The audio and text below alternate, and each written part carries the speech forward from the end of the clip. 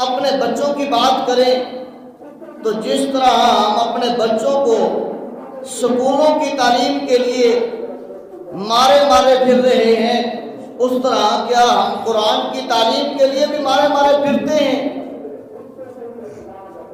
school की पढ़ाई के लिए हम जो है उन बच्चों को जिस तरह सारे उनके मामलात को देखकर स्कूल पहुंचाते हैं, उसके बाद उसकी ट्यूशन का बंदोबस्त करते हैं, उसके बाद उसके खर्चे का मामलात का बंदोबस्त करते हैं, उसके बाद हम जो है वो खुद रात को पूछते हैं, बेटा बता तो सही ना,